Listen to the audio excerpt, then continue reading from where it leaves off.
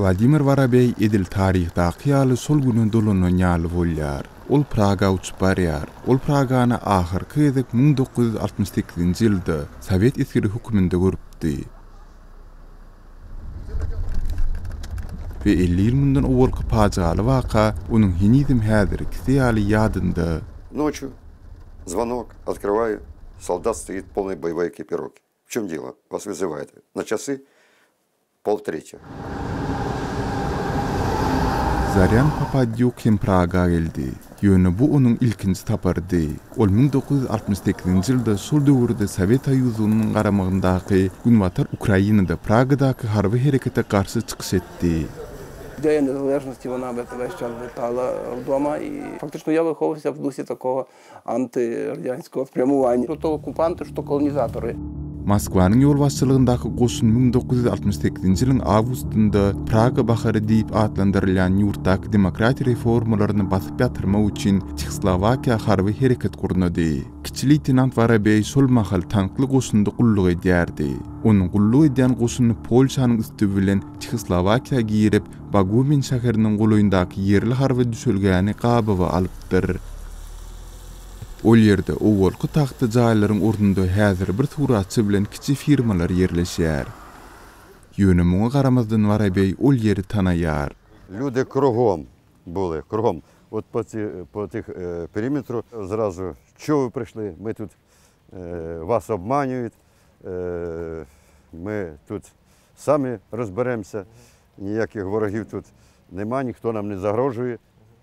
Onuň aýtmagyna görä öz ýaly garamagyndaky isgerleri hem näme bolup geçýändigini düşünmändir. Чувствовали себя освободителями. От чего-то, как говорится, ну, блок НАТО. Я и не видел солдат, чтобы сказал, товарищ лейтенант, тут же что-то не то. Sol mahal Ukrainada Papadyuk iki okuwçy ýoldaşy bilen Pragadaky harby herekete garşy protest gurnady. Şonda ol 15 ýaşyndady. Ми наклеювали ті вручну писані летючки. Ну, ввечері було. Десь 11, мабуть. Громадяни, не вірте брехливим заявам радянського радіо. Війська СРСР, Польщі, НДР, Угорщини і Болгарії – агресори, а не захисники соціалізму в ЧССР. Ніхто не просив про інтервенцію. Радянські війська вдерлися у ЧССР проти волі народу, Компартії і уряду ЧССР, маючи на меті поставити маріонетковий уряд. Çekslowakiýa bir näçe ýylyň içinde boýun egdirildi. Papadyuk şonda we ondan soň Praga baharynyň ýatdan çykmajagyna berk inandy. Ol 1973-nji ýylyň mart aýynda gaýtadan bir näçe protest gurnady. Emma bu tapar ony ele salyp tutsak etdiler. Табірні ворота у таборі номер 36, Кучино, так зване, камера у бараку посиленого режиму. Якщо рахувати все разом з засланням, то 14.